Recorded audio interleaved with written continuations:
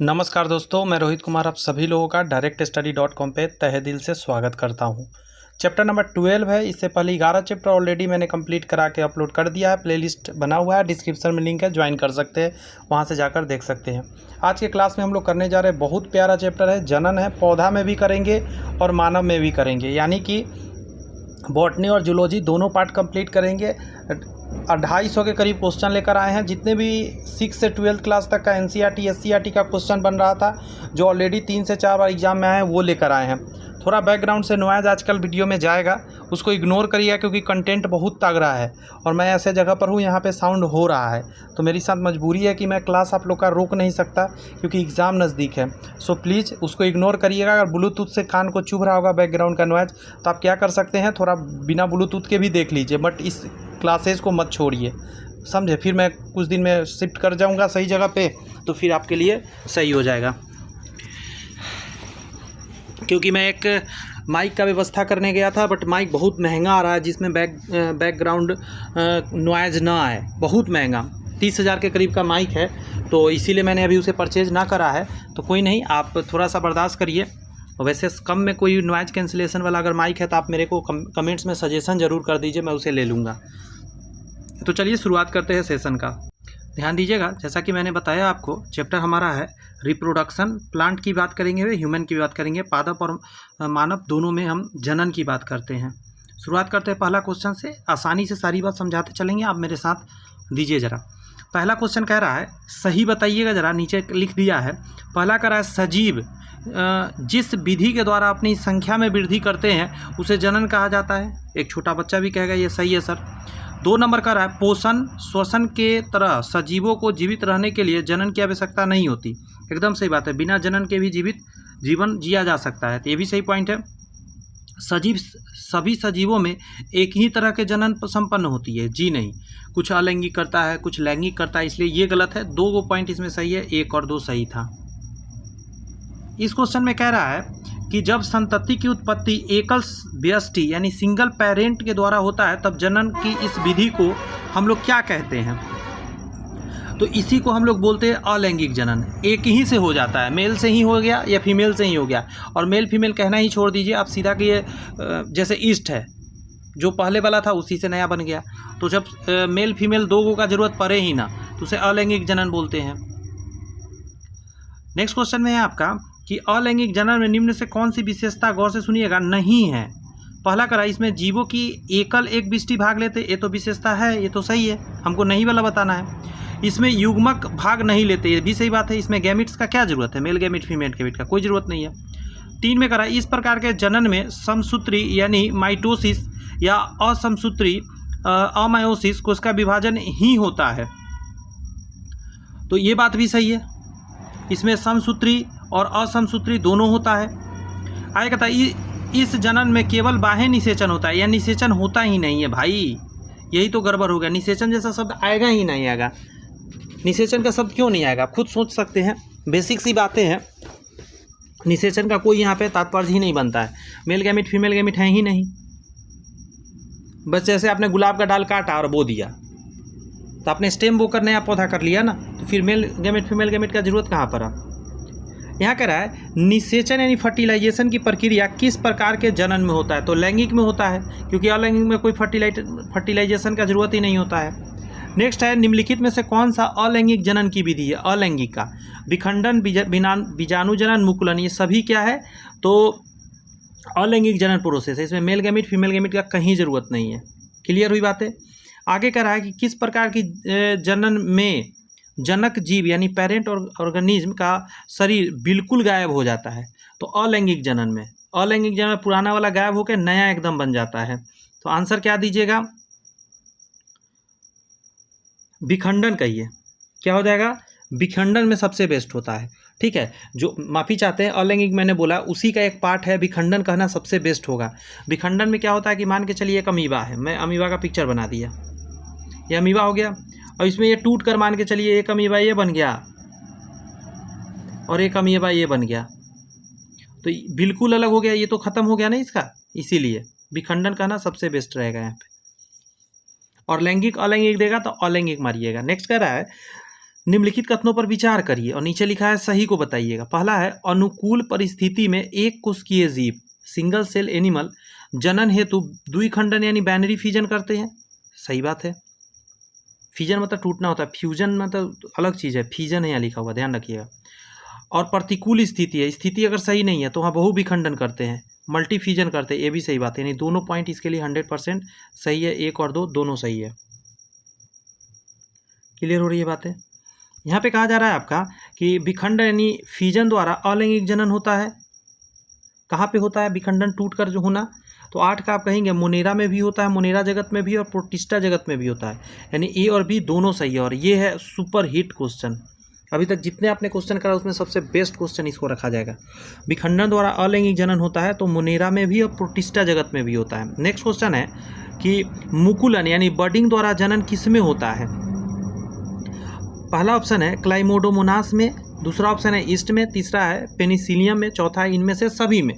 तो आपका आंसर सभी में नहीं जाएगा, आपका जाएगा ईस्ट में, क्योंकि ईस्ट में ही मुकुलन द्वारा होता है। ये ध्यान रखने वाली बात है। क्लियर है? यहाँ समझिए, ये क्वेश्चन कह रहा है निम्नलिखित कथनों पर विचार करिए और सही बताना है। विखंडन द्वारा केवल एक कोशिकीय जीवों में ही प्रजनन होता है। ये सही बात है, एक कोशिकीय जीव में ही ना होगा विखंडन द्वारा, है या नहीं? फिर कह रहा है मुकुलन द्वारा एक कोशिकीय एवं बहुकोशिकीय दोनों जीवों में प्रजनन होता है। ये भी सही बात है, एक कोशिकीय भी कर रहा है, बहुकोशिकीय भी कर रहा है, दोनों सही है। इस क्वेश्चन में क्या है कि कायिक जनन, कौन सा? कायिक जनन यानी वेजिटेटिव रिप्रोडक्शन होता है ईस्ट में, हाइड्रा में, स्पंज में या पौधे में। वेजिटेटिव प्रोपागेशन कहाँ होता है? प्रोडक्शन कह सकते हैं, रिप्रोडक्शन सॉरी, तो ये पौधा में होता है। अब ये क्या है तो आपको पता होना चाहिए कि जैसे तना से, जड़ से, इन उत्तक संवर्धन भी इसी को बोलते हैं, उसी के द्वारा होता है, पौधा के पार्ट से नए पौधे का निर्माण। ये क्वेश्चन कह रहा है कि सही नहीं है, आपको चुन कर बताइए। पहला है अलैंगिक जनन में उत्पन्न संतानों में विभिन्नता नहीं पाई जाती है। ये बात तो सही है, ये बात सही है। अलैंगिक जनन में ना संतान में विभिन्नता नहीं पाया जाता है, क्योंकि मेल गैमिट फीमेल गैमिट भाग नहीं लिया, इसी वजह से। दूसरा का है विभिन्नता केवल, गौर से सुनिएगा, विभिन्नता केवल लैंगिक जनन के द्वारा ही उत्पन्न होता है। तो ये भी सही है, ये भी सही बात अभी तक मिला आपको। सी नंबर का रहा है लैंगिक जनन में युग्मक यानी गैमिट्स भाग लेते हैं परंतु निषेचन की क्रिया नहीं होता। गलत बात है, जब भाग लेगा तो निषेचन क्यों नहीं होगा? यही गलत बात लिखा गया। निषेचन तो होगा ही होगा, क्योंकि लैंगिक जनन है, अलैंगिक की बात तो हो नहीं रही है। और अलैंगिक की बात होगा तो गैमिट्स की बात नहीं होगी। एक कोशिकीय जीवों में अलैंगिक जनन ही जनन की मुख्य विधि है। ये बात भी सही है, अलैंगिक जनन ही होता है एक कोशिकीय जीव में ज़्यादातर। तो आंसर क्या हो जाएगा आपका? सी हो जाएगा, क्योंकि और सारी बात सही था। पूछा था गलत कौन सा है। किस प्रकार के जनन में जनक के शरीर में कलिका निकल जाता है? तो मुकुलन में कली निकलता है, ईस्ट में होता है ये, खासकर ईस्ट के लिए ये फेमस है। नेक्स्ट है आपका बीजाणु जनन अलैंगिक जनन की मुख्य विधि है। बीजाणु जनन अलैंगिक जनन की मुख्य विधि है, और ये किस में होता है ये पूछ रहा है। तो इसका आंसर आसानी से या कवक में और शैवाल में होता है। ये दोनों याद रखिए, फंगस और शैवाल में होता है।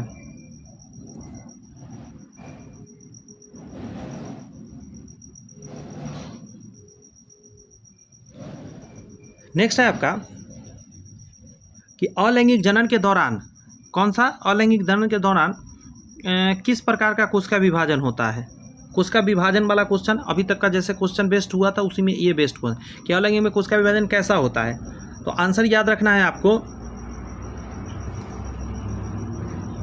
इसमें समसूत्री विभाजन भी होता है, असूत्री विभाजन भी होता है, लेकिन इसमें अर्धसूत्री विभाजन नहीं होगा। कारण क्या है कि ये लिंग गुणसूत्र में होता है। तो लिंग सूत्र में होता है तो यहाँ तो अर्धसूत्री होगा नहीं, तो यहाँ पे समसूत्री और असमसूत्री दोनों होता है। यानी ए और बी आंसर देंगे, सी आंसर नहीं जाएगा इसका। क्लियर है बात? यहाँ पे कह रहा है कि टोरुलेशन की प्रक्रिया का संबंध किस प्रकार के जनन से है? टोरुलेशन का संबंध आपसे पूछ रहा है। तो याद रखिए मुकुलन से संबंधित है, और मुकुलन आपको पता है कवक में होता है, ईस्ट में होता है टोरुलेशन। ये सब बार बार प्रैक्टिस करने पर याद होगा, ऐसे नॉर्मली एक बार में याद होगा नहीं, सब डायरेक्ट याद करने वाला क्वेश्चन है। आगे कह रहा है कोनिडिया द्वारा अलैंगिक जनन मुख्यतः किसमें होता है? कोनिडिया द्वारा किसमें होता है? तो आप कहेंगे कवक में सर होता है कोनिडिया द्वारा जनन।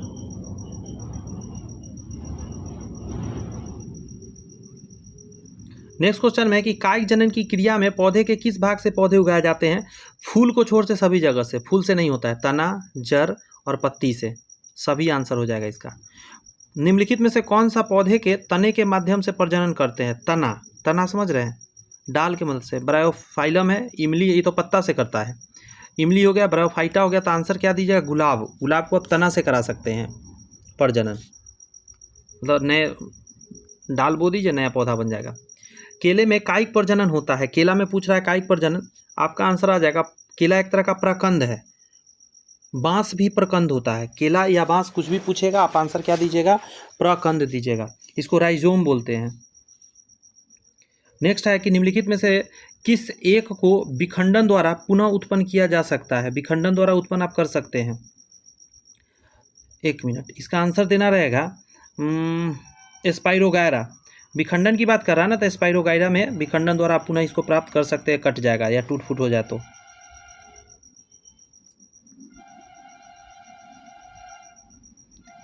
इस क्वेश्चन में कह रहा है कि निम्नलिखित में से कौन सा एक अलैंगिक प्रजनन की विधि नहीं है? अलैंगिक का विधि मुकुलन तो है, बीज बोना नहीं है, यही आंसर हो जाएगा।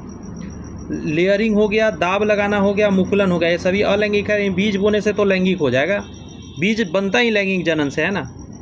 नेक्स्ट है ईस्ट के शरीर से निकलने वाला मुकुलन किस प्रकार का होता है? ईस्ट के शरीर से निकलने वाला मुकुलन एक कोशिकीय, बहुकोशिकीय, एक कोशिकीय, बहुकोशिकीय दोनों हो सकता है।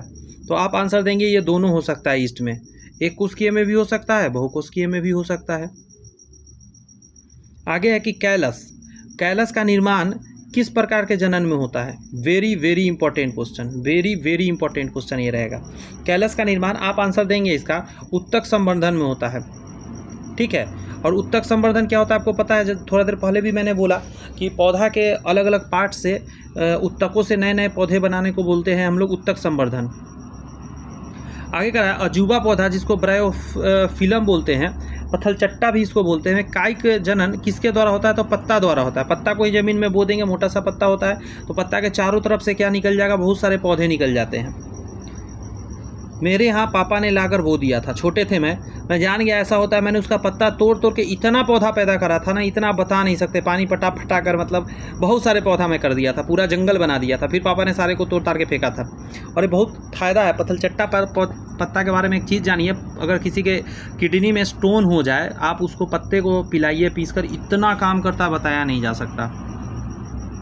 बैक्टीरिया तथा प्रोटोजवा जीव अनुकूल परिस्थिति में किस प्रकार का प्रजनन करेगा? अब देखिएगा यहाँ अनुकूल कह रहा है, एक होता है प्रतिकूल, दोनों अलग अलग है। तो समद्विखंडन करता है, लेकिन प्रतिकूल लिखेगा तो बीजाणु जनन हो जाएगा, या बहुखंडन आंसर दे देंगे।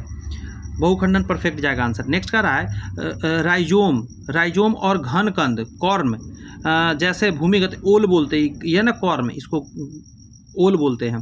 जैसे भूमिगत तना क्यों विकसित होते हैं? भोजन के संचयन के लिए, वर्धी प्रजनन के लिए, बहुवर्षीयता के लिए। इनमें सभी आंसर डाल दीजिए, ये सारे गुण उसके अंदर पाए जाते हैं। घनकंद ओल होता है, ये पता होना चाहिए। घनकंद क्या है? या मिस्टेक से लिख दिया है घकंद, लेकिन घनकंद होना चाहिए था, ठीक है। आगे प्रश्न में कह रहा है आपका कि जीवन चक्र की दृष्टि से पौधे का सबसे महत्वपूर्ण भाग क्या है? जीवन चक्र की दृष्टि से पौधे का सबसे महत्वपूर्ण भाग कौन सा है? आंसर इसमें हो जाएगा फूल। कौन सा हो जाएगा? फूल।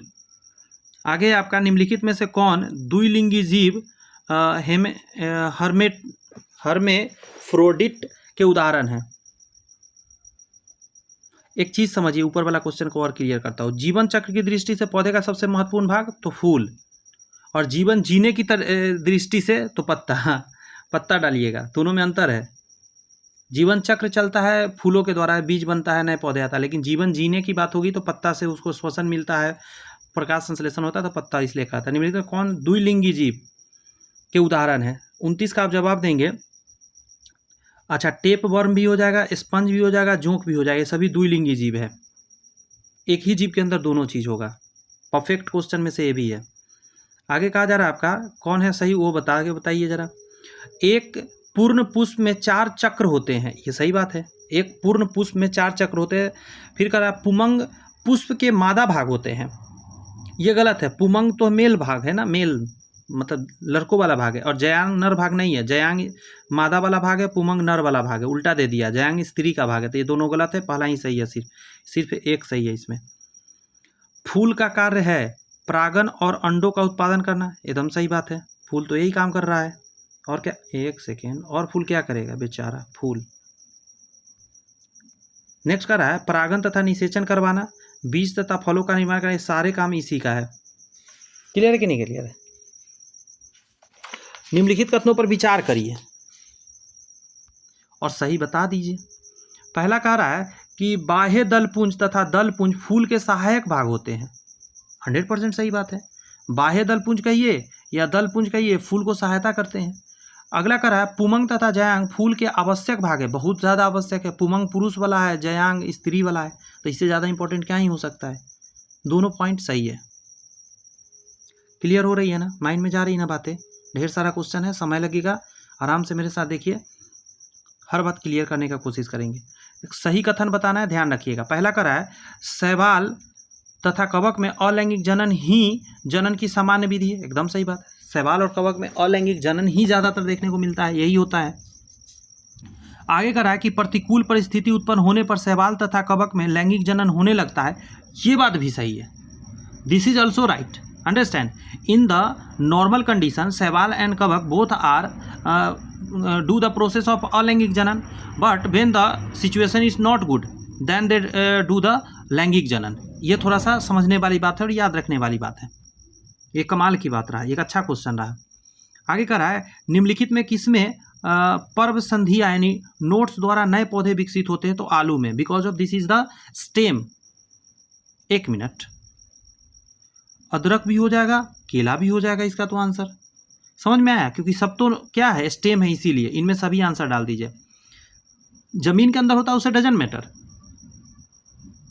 लेकिन नोड और इंटरनेट वहाँ, नोड और इंटरनोड वहाँ भी होता है, उसमें भी ऐसा ही होता है, बांस में भी ऐसा ही होता है। नेक्स्ट है क्लोन, परिणाम क्या है, तो लैंगिक जनन में क्लोन बनते। एक सेकेंड रुक जाइएगा, क्लोन अलैंगिक जनन का भाग है, ठीक है, माफी चाहते हैं। क्लोन जो है अलैंगिक जनन के हिस्से बनते हैं, ध्यान रखिएगा। यहाँ ध्यान दीजिए, इस क्वेश्चन में है कह रहा है बांस में कायिक जनन किसके द्वारा होता है, तो आपको पता है बांस के बारे में हम बताए थे थोड़ा देर पहले, जैसे आलू वगैरह उसी तरीका का ये भी है, ठीक है। तो आप आंसर दीजिएगा प्रकंद, राइजोम। नेक्स्ट है निम्नलिखित में से कौन सा एक लिंगी श्रेयी पौधा नहीं है, एक लिंगी पौधा नहीं है, वो बोल रहा है। तो देखिए सहतूत एक लिंगी पौधा है, खजूर हो गया, पपीता हो गया, नारियल हो जाएगा, नारियल द्विलिंगी है, ठीक है। जैसे खजूर का 2 पेड़ होगा, एक मेल अलग फीमेल अलग, पपीता का भी मेल अलग फीमेल अलग, सहतूत का भी मेल अलग फीमेल अलग, एक ही पौधा पर भी हो सकता है। लेकिन नारियल क्या है, एक ही पौधा पे मेल और फीमेल दोनों है एक ही के अंदर, ठीक है, 37। और यहाँ पे नारियल का हो सकता है, लेकिन अगर पाम का रहे, पाम समझते हैं ना, क्या बोलते हैं उसको, तार का पेड़, उसका भी अलग अलग होता है, ये भी ध्यान रखिएगा।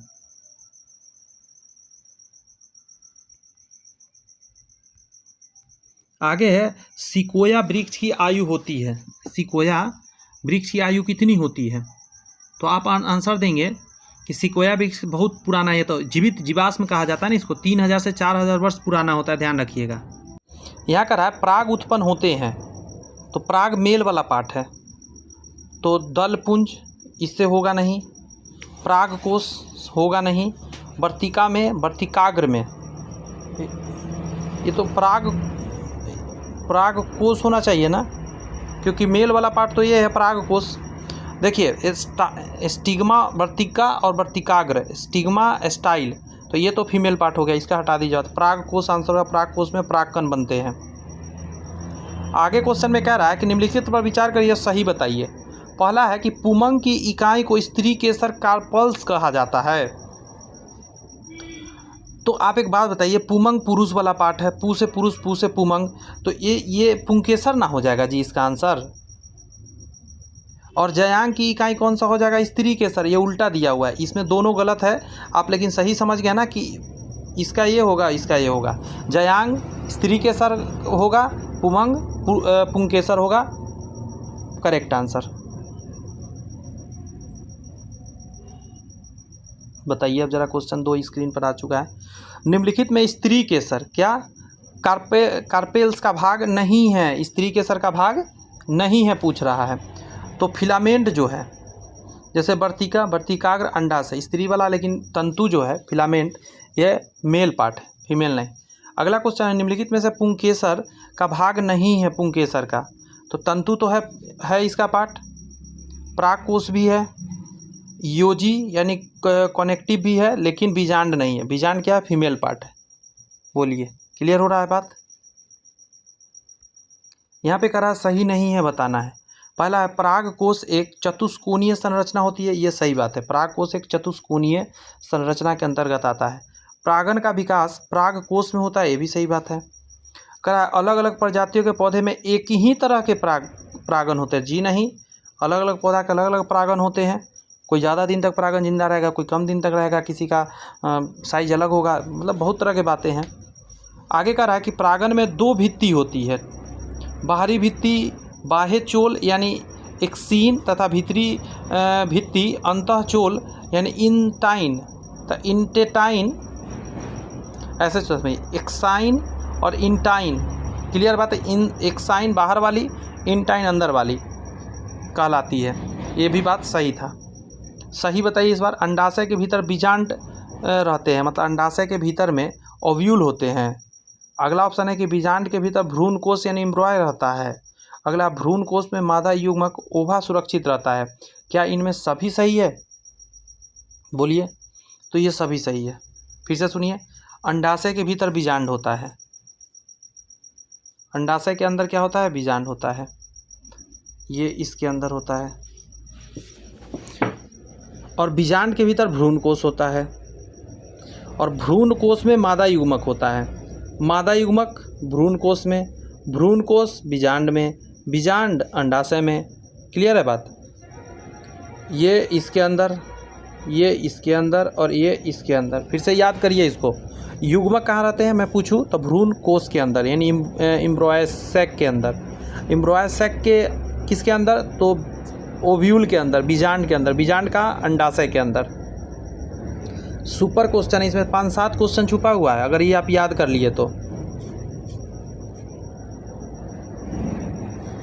यहाँ पे कह रहा है कि परागन का बाह्य चोल एक्साइन किस कार्बनिक पदार्थ से बना होता है जिसे कोई भी प्राकृतिक एंजाइम निम्नीकृत नहीं कर पाता है, मतलब उसको खराब नहीं, ख़त्म नहीं कर पाता है। तो इसको बोलते हैं हम लोग,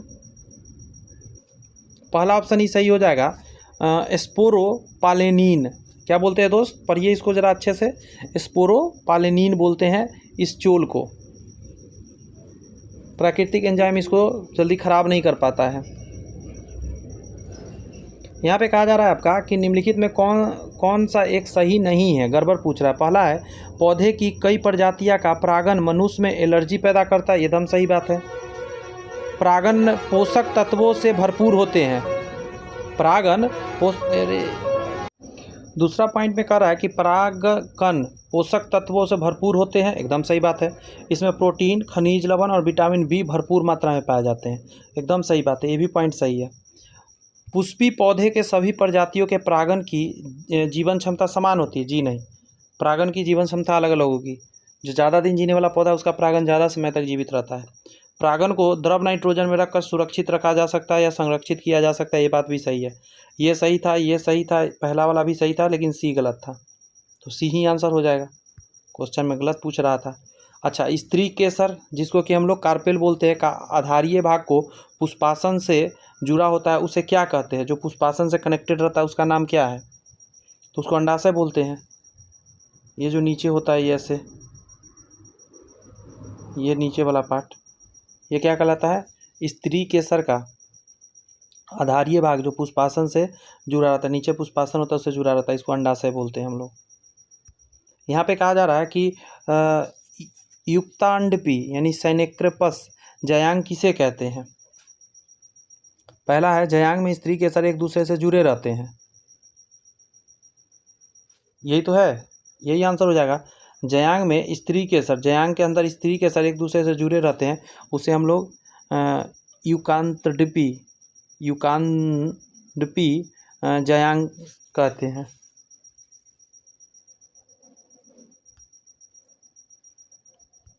यहाँ पे कहा जा रहा है कि परागकणों का परागकोश से निकलकर पुष्प के वर्तिकाग्र एक पहुँचने की क्रिया को के होगा, एक नहीं के पहुँचने की क्रिया को क्या कहते हैं? आप सोचिए ना, परागकणों का परागकोश से निकला है, पुष्प के वर्तिकाग्र से के पहुँचने की क्रिया, वर्तिकाग्र के तक पहुँचने की प्रक्रिया को क्या कहते हैं? थोड़ा सा मिस प्रिंट है, तो इस जो मूवमेंट है, इस मूवमेंट को हम लोग किस नाम से जानते हैं? परागन बोलते हैं इसको, इस प्रोसेस को परागन। और जब दोनों मिल जाएगा तो निषेचन कहलाएगा। ऑप्शन पहला नहीं मारिएगा टिक। परागन यानी पॉलिनेशन है, पौधे में परागकण का उत्पादन, पराग कोश से स्टिग्मा तक पराग का संचार, स्टिग्मा से पराग कोश तक पराग का संचार, बीजाणु में पराग नली का विकास। आंसर इसका देना रहेगा पराग कोश से निकला और इस स्टिग्मा तक पराग का संचार। समझे? बच्चा वाला था, क्योंकि स्टिग्मा से पराग कोश की तरफ उल्टा डायरेक्शन हो जाएगा ना। बीजाणु से पराग नली तो संभव ही नहीं है, पौधे का परागन। इसका एक ही ऑप्शन हो सकता था, बी। ऑप्शन भी जो अच्छा से पढ़ लेगा वो समझ जाएगा। यहाँ कह रहा है जब एक ही पुष्प के परागकण, एक ही पुष्प का दिया परागन, उसी पुष्प के वर्तिकाग्र पर पहुँचता है तो सीधे पुष्प की वर्तिकाग्र पहुँच जाता है, तो इस परागन को क्या कहते हैं? तो इसको स्वपरागन बोलते हैं। खुद का हो गया ना। यहाँ पे कहा जा रहा है सही बताइएगा, स्वपरागन केवल उभयलिंगी पुष्पों में ही होते हैं। तो दिमाग लगा के बताइएगा ज़रा, सही बात है ना। अब उभयलिंगी है तभी तो एक पर से निकलेगा दूसरे पर गिर जाएगा। स्वपरागन मतलब सॉरी, खुद से निकलेगा खुद पर गिर जाएगा, उभयलिंगी होगा तब। लेकिन एक और चीज़ जान लीजिए, एक ही पौधा के दो फूल है अलग अलग, एक फूल से दूसरा फूल पर गिरेगा, वो स्वपरागन नहीं है, ध्यान रखिए, ऊपर परागन हो गया। दूसरा ऑप्शन कर रहा है पर परागन एक लिंगी पुष्पों के साथ साथ उभयलिंगी पुष्पों में भी होता है, तो एकदम सही बात है। एक लिंगी पुष्प पर भी होता है। मान के चलिए कि एक अड़हुल का पौधा है, इसका झड़ के दूसरे पौधा पे चला गया, तो क्यों नहीं वहाँ हो, मतलब उसी फूल पौधा के दूसरे फूल पर गिर गया, तो वहाँ भी हो सकता है। तो एक लिंगी पौधा में हो गया, तो उभयलिंगी में तो होता ही होता है। दोनों सही था। यहाँ कह रहा कि कुछ पुष्पों के परागकोश एवं वर्तिकाग्र के बीच कुछ प्राकृतिक रोध होते हैं, जिसके कारण परागन मुश्किल होता है या होता ही नहीं। उन्हें क्या कहते हैं? कोई डिस्टर्बिंग के कारण, इसी को बोलते हैं हम लोग हर्कोगैमी। हर्कोगैमी का मतलब है परागन हो ही नहीं पा रहा है कुछ प्रॉब्लम की वजह से, हर्कोगैमी, हरक गया है। एक ही पौधे के एक पुष्प के परागकोश से, एक ही पौधे के एक पुष्प के परागकोश से परागन को उसी पौधे के दूसरे पुष्प की वर्तिक्रिया में स्थानांतरण कहलाता है। अभी मैंने ऊपर एग्जाम्पल दिया था, दूसरा पर चला गया, तो याद रखिएगा सजात पुष्पी परागन इसको बोलेंगे। असल में ये पर परागन का ही एक रूप है, लेकिन सजात पुष्प है, स्व परागन नहीं मारिएगा, सजात पुष्पी परागन कहिएगा, क्योंकि एक ही पौधे के एक पुष्प के परागकोश से परागन का उसी पौधे के दूसरे पुष्प के वर्तिकाग्र में स्थानांतरण कहलाता है सजात पुष्पी परागन।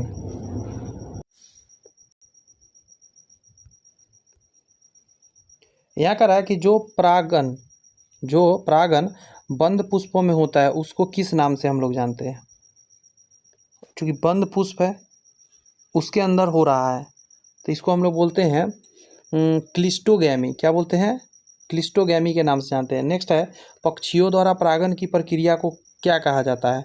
पक्षियों द्वारा तो ऑर्थिनोफिली बोलते हैं, एनिमल के द्वारा एनीमोफिली बोलते हैं। बात समझ में आ रहा है? यहाँ पे बताइए ज़रा, कीट के द्वारा एंटीमोफिली बोलते हैं, ये तो सही बात है। जानवर के द्वारा एनीमोफिली नहीं, जानवरों द्वारा जूलोफिली बोलते हैं, जूफिली, ZOOPHILI, ठीक है, जूफिली बोलते हैं जानवर द्वारा, यही गलत था। एनीमोफिली होता है वायु द्वारा। क्या चीज़ के द्वारा? हवा द्वारा या वायु द्वारा, तो एनीमोफिली। और जल द्वारा हाइड्रोफिली, वायु द्वारा एनीमोफिली। यहाँ पे आपका कि कीट परागित पुष्पों में निम्नलिखित कौन सा विशेषता पाई जाती है? पुष्प बड़ा रंगीन तथा उसके परागन बड़े आकार के होते हैं। पुष्प सुगंधित होते हैं तथा उसमें पर्याप्त मात्रा में मकरंद पाए जाते हैं। वर्तिकाग्र का सतह चिकना, रुक्ष और चिपचिपा होता है और इनमें सभी हो सकता है गुण, ठीक है। कीट के द्वारा है ना, तो ये सारे हो सकता है। पुष्प बड़ा हो सकता है, रंगीन होते हैं, इसके परागण बड़े आकार के होते हैं, पुष्प सुगंधित होते हैं, इसमें पर्याप्त मात्रा में मकरंद पाए जाते हैं, वर्तिका का सतह चिकना होता है, रुक्ष और चिपचिपा होते हैं। आगे है कि चमगादड़ के द्वारा होने वाले पर परागण को क्या कहते हैं। चमगादड़ कर रहा है, समझे, तो इसका नाम उसी चमगादड़ के जैसा होगा, चिरोपेट्रोफिली, समझे, चिरोपेट्रोफिली कहेंगे इसको। नेक्स्ट है सेमल तथा कदम के पेड़ में परागण के माध्यम कौन सा है। चमगादड़ ही है। सेमल का या कदम का पेड़ हो तो चमगादड़ ही उसका परागण करा रहा होता है।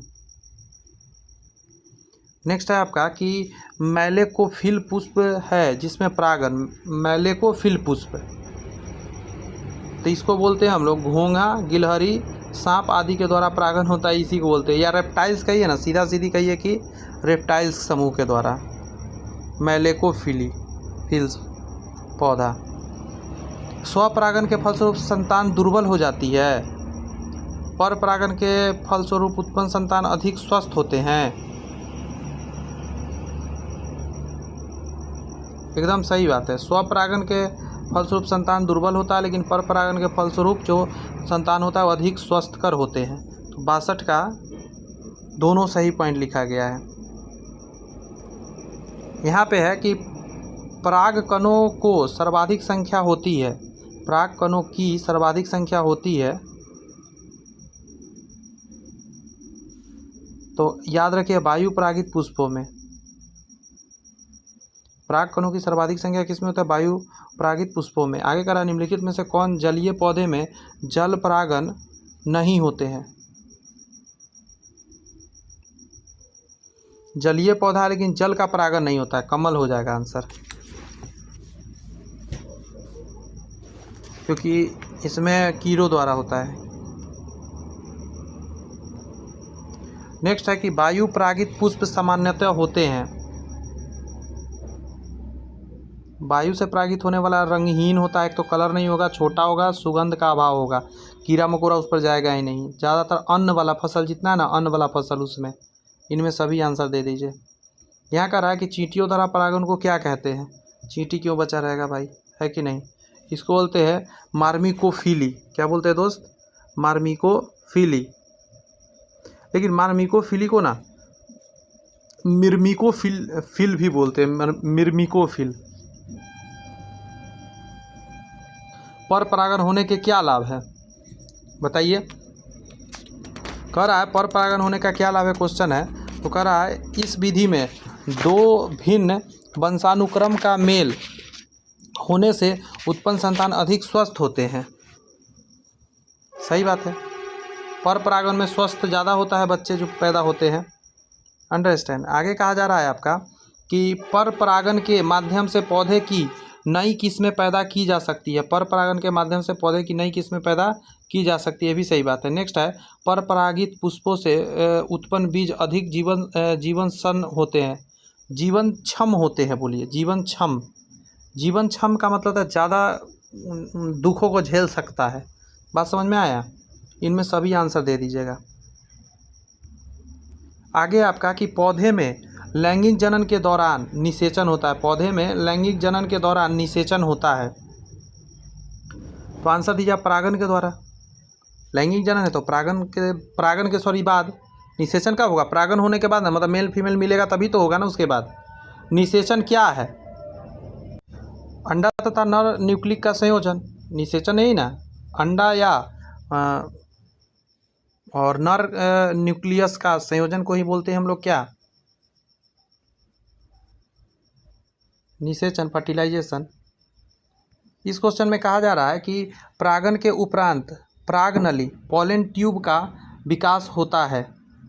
परागण के उपरांत परागनली का जो विकास होता है कैसा टाइप का होता है, तो इसको बोलते हैं परागकण से। किससे होता है, परागकण से। फिर से सुनिए, परागण के उपरांत परागनली यानी पॉलन ट्यूब का विकास होता है परागकण से। ये है वर्तिकाग्र। इस पर गिरा और धीरे धीरे इसके अंदर एक नली बनाते हुए चला जाएगा। तो ये बनाएगा कौन? परागकण ही बनाएगा ना। परागकण जो है इसमें एक नली बनाएगा, इसीलिए ये आंसर हो जाएगा। Male gamete. निषेचन के उपरांत फल का विकास किससे होता है? तो फल, देखिए 2 बात समझना है। निषेचन के उपरांत फल का विकास बोलेगा तो आपको आंसर देना है इसमें अंडाशय से, ठीक है। अगर अंडाशय के अलावा कहीं अलग से फल बन चुका है, अंडाशय नहीं है और फल बना है, तो उसको बोलते हैं असत्य फल। ध्यान रखिएगा, अंडाशय उसमें भाग नहीं लेता है तो असत्य फल होता है। यहाँ पे कह रहा है निषेचन के उपरांत बीजों का विकास किससे होता है? तो बीजांड से। बीजों का विकास बीजांड से यानी ओव्यूल बोलते हैं। और ऊपर में आपने देखा था निषेचन के बाद फल का विकास अंडाशय से, अंडाशय फल में बदल जाता है और बीजांड जो है बीज बना लेता है। यहाँ करा भ्रूण किस में मिलता है? भ्रूण बीज में मिलेगा। भ्रूण कहाँ होगा? बीज के अंदर रहता है ना। यहाँ करा है कि किसी द्विलिंगी या उभयलिंगी, बातें की है, पुष्प में यदि पुमंग एवं जयांग अलग अलग समय पर वयस्क बनते हैं, मतलब एक अलग टाइम पे जवान होता है एक अलग टाइम पे, तो इस प्रक्रिया को क्या कहा जाता है? तो इसको बोलते हैं डिकोगैमी। क्या बोलते हैं? डिकोगैमी के नाम से इसको जानते हैं। यहाँ पे कह रहा है कि पौधे में लैंगिक जनन के दौरान घटनाओं का सही अनुक्रम निम्नलिखित में से कौन सा है? सबसे पहला प्रोसेस होता है परागन। परागन हुआ, फिर मेल गैमीट फीमेल गैमीट निषेचित हुआ, फिर युग्मज का विभाजन होता है, युग्मनज बन के उसका भ्रूण का बनना होता है, फिर पौधा बन जाता है। ये प्रोसेस परफेक्ट है। यहाँ पे कह रहा है कि पौधे में निषेचन के उपरांत अंड कोशिका यानी एक सेल किसका निर्माण करता है? निषेचन हो चुका है, अंड कोशिका जो एक सेल बोलते हैं किसका निर्माण कर चुका है? तो जाइगोट बनता है। जस्ट उसके आफ्टर क्या बनता है? जाइगोट बनता है, जो सिंगल सेल होता है। उसके बाद आगे एम्ब्रॉय वगैरह बढ़ेगा।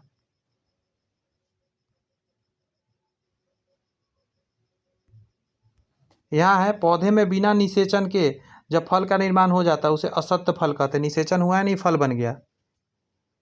अच्छा, इसी को हम लोग पार्थिनोकार्पी बोलते हैं, पता है आपको? एक मिनट रुकिए, माफ़ी चाहते, गलत मैं जवाब दे रहा हूँ। बिना एक सेकेंड, क्या था, एक सेकेंड मुझे समझाना पड़ेगा, एक सेकेंड दीजिए। हाँ, बिना अंडाशय के अगर फल बनता है उस फल को हम लोग बोलते हैं असत्य फल, बिना अंडाशय का। लेकिन बिना निषेचन के फल बनने को हम लोग बोलते हैं अनिषेक फल। इंग्लिश में इसको बोलते हैं पार्थिनोकार्पी, यानी बी और सी आंसर हो जाएगा। अब क्लियर हुआ ना? फिर से एक बार क्लियर करें, देखिए क्या बोला जाए। देखिए यहाँ पे अंडाशय है, अंडाशय के अलावे फल बन गया तो उसको असत्य फल बोलते हैं, ठीक है, ये वाला। लेकिन अंडाशय है लेकिन निषेचन नहीं हुआ फिर भी फल बन गया तो बोलते हैं अनिषेक फल या पार्थिनोकार्पी बोलते हैं। आगे बढ़िए। निम्नलिखित में कौन सा अनिषेक फल है? ये अच्छा क्वेश्चन है। अनिषेक फल आपको पता होनी चाहिए। संतरा भी है, केला भी है, अंगूर भी है। अंगूर, केला, संतरा सभी क्या है? अनिषेक फल है। बिना निषेचन के ही क्या हो जाते हैं? ये फल में तब्दील हो जाते हैं।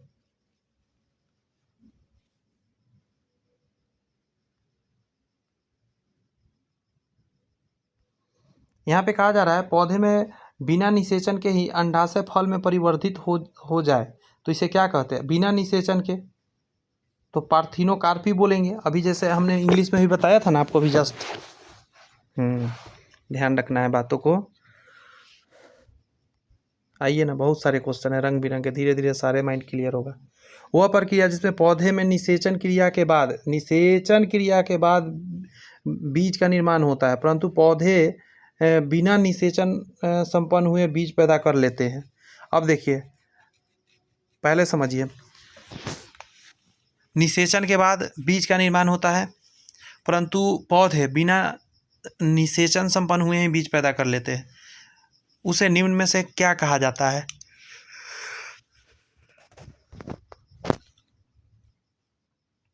तो उसी को हम लोग बोलते हैं असंग जनन, एपोमिसिक्स। एपोमिसिस मतलब असंगजनक बोलते हैं इसको। क्लियर है बात, मतलब बिना निषेचन के ही बीज बन गया है।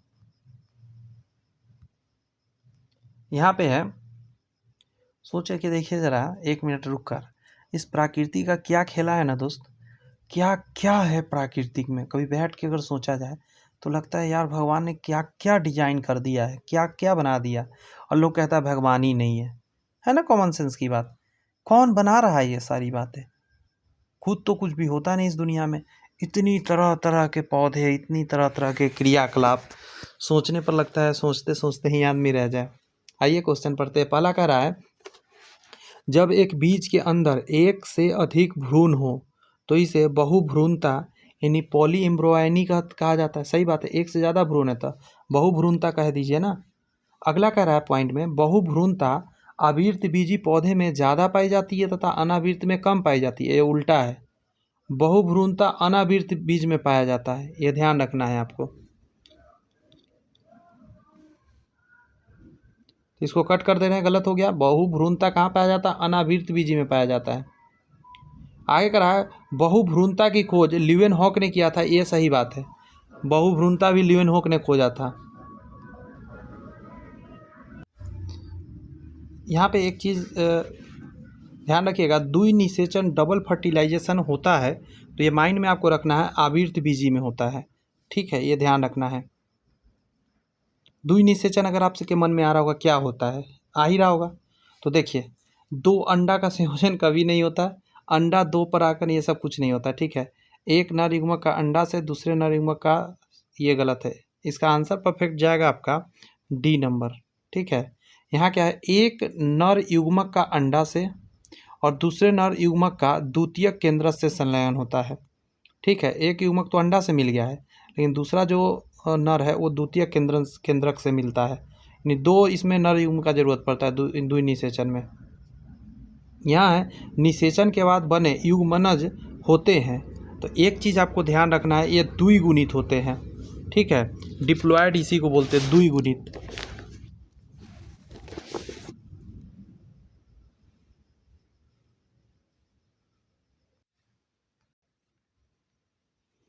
यहाँ पे क्वेश्चन में कह रहा है कि द्वि निषेचन की खोज किसने किया था, बताइए। आपका आंसर निकल कर आएगा ल्यूवेनहॉक, लेकिन नहीं, ल्यूवेनहॉक देना सही नहीं रहेगा। क्यों, इसका परफेक्ट आंसर जाएगा आपका नवास्चीन ने किया था। द्वि निषेचन का खोज जो है ना, नवास्चीन ने किया था। और बहु जो भ्रूणता बोलते हैं वो ल्यूवेनहॉक ने खोजा था। कौन सही है, कह रहा है, जब फूल के अंडाशय फल के रूप में विकसित होते हैं तो ऐसे फल को सत्य फल कहते हैं। ये तो सही बात है, अंडाशय से फल बना है। जब फल का विकास अंडाशय के अतिरिक्त किसी अन्य भाग से होता है तो उसे असत्य फल कहा जाता है। तो ये दोनों पॉइंट सही है, अंडाशय के अलावा फल बन गया तो असत्य फल, और सत्य फल तब होता है जब यह अंडाशय से बनता है। यहाँ कहा जा रहा है, निम्नलिखित में कौन असत्य फल है। असत्य फल मतलब अंडाशय के अलावा भाग से फल बनना। क्लियर है बात, तो जैसे कि सेब हो गया, काजू हो गया, अखरोट हो गया, ये सब अंडाशय के अलग भाग से बनता है तो ये सारे क्या है, असत्य फल है। इसके अलावा भी अगर नीचे देखिएगा तो स्ट्रॉबेरी भी हो जाएगा, असत्य फल का ही एक उदाहरण है। सेब, काजू, अखरोट, स्ट्रॉबेरी ये सभी असत्य फल के उदाहरण है, ध्यान रखने वाली बात है। यहाँ पे है आपका कि एक अंडाशय में एक या एक से अधिक बीजांड होते हैं। एक अंडाशय के अंदर एक या एक से अधिक बीजांड हो सकते हैं। एक फल में एक भी बीज होते हैं, एक भी बीज होते हैं तथा एक से अधिक, अच्छा हाँ ये भी सही बात है, एक फल के अंदर एक भी बीज हो सकता है, एक से ज़्यादा भी बीज हो सकता है। आम में एक दिखता है, अमरूद में ढेर सारा दिखता है। यहाँ पे है कि पौधे में निषेचन के उपरांत अंडाशय की भित्ति बन जाती है, अंडाशय की भित्ति फल भित्ति बन जाती है। निषेचन के उपरांत अंडाशय की जो भित्ति होती है फल भित्ति बन जाती है, सत्य फल बनाता है ऐसा फल। सेब तथा नाशपाती का खाने योग्य भाग कौन सा है, तो सेब और नाशपाती का हम लोग पुष्पासन खाते हैं। क्या खाते हैं दोस्त, पुष्पासन खाते हैं। ये सब बार बार देख के याद हो जाएगा, ठीक है, घबराने की ज़रूरत नहीं है। इस क्वेश्चन में कह रहा है निम्नलिखित में कौन सा सम्मिलित नहीं है, तो आम का हम लोग मध्य फल भित्ति खाते हैं। नेक्स्ट है लीची का एरील भाग खाते हैं। नारियल का भ्रूण पोष खाते हैं, एकदम सही बात है, ये तीनों तो सही हो गया।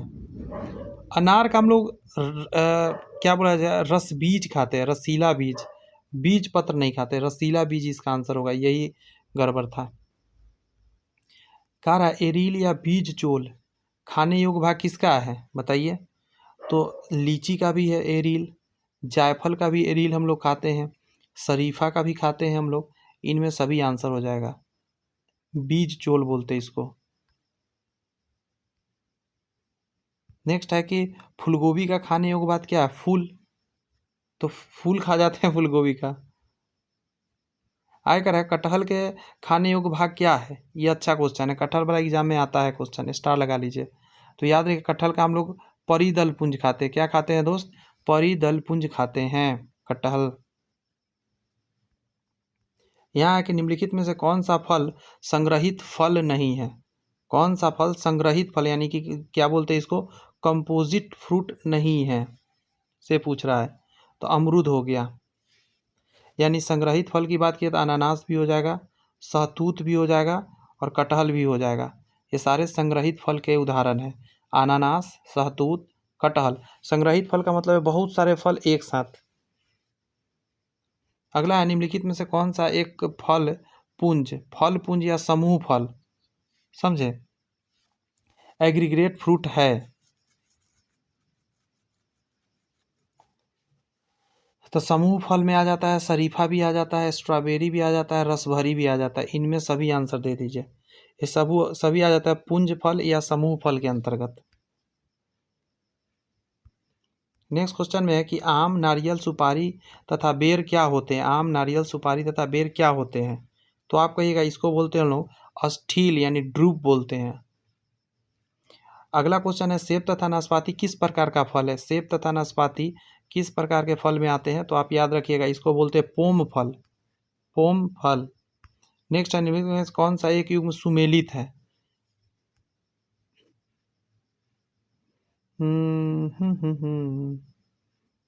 सोचिए इसमें से कौन सा सुमेलित है, तो केला जो है ना बेरी कहलाता है, केला बेरी कहलाता है, आम बेरी नहीं है, टमाटर पोम नहीं है, सेब ड्रूप नहीं है, केला बेरी के अंतर आता है। आगे था फलों का वह प्रकार जिसमें लीची तथा काजू को रखा जा सकता है वो क्या है, लीची और काजू को आप एक साथ कह रहा रख सकते हैं, कहाँ रखेंगे, तो इसको बोलते हैं नट के अंदर रखेंगे।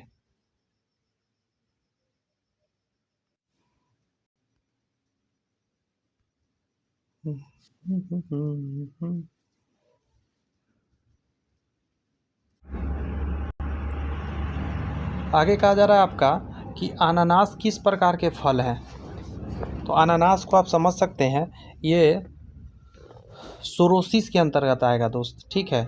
निम्नलिखित में से कौन सोरोसिस फल के उदाहरण है आपसे पूछ रहा है, तो 103 का कहिएगा ये सारे, ठीक है, कटहल भी आ जाएंगे, सहतूत आ जाएंगे, अनानास, ठीक है। ये हिंदी इंग्लिश मिक्स कर करके बार बार क्वेश्चन बदल रहा है, सरोसिस का मतलब वही जहाँ ढेर सारा फल एक साथ हो, कटहल हो गया, सहतूत हो गया, अनानास हो गया।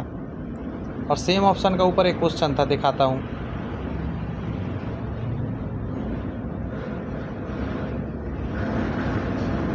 यहाँ पे था 96 नंबर था ना, 96 जी, संग्रहित फल, तो कटहल, अनानास और सहतूत आंसर होता है इसका।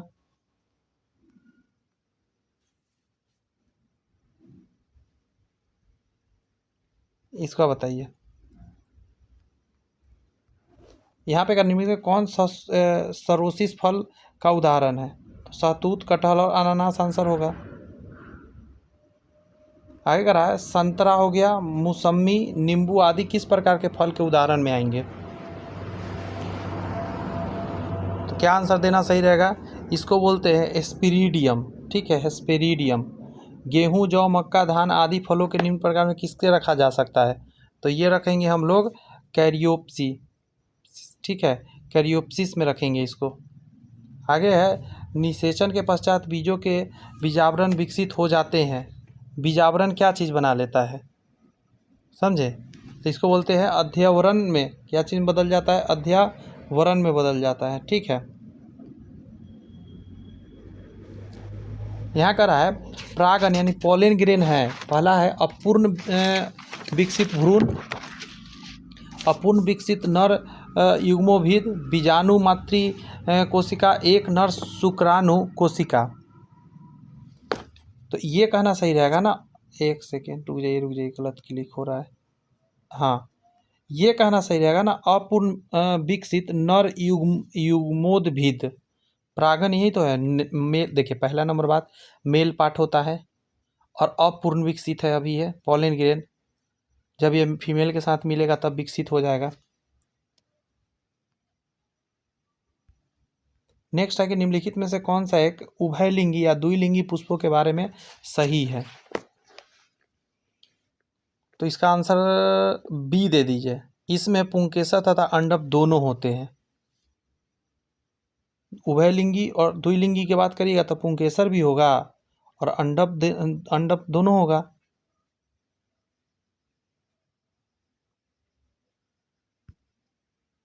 यहाँ पे है कि संसार का सबसे छोटा पुष्प क्या होता है, बुल्फिया होता है, और विश्व का सबसे बड़ा पुष्प रेफ्लेसिया होता है कि नहीं है।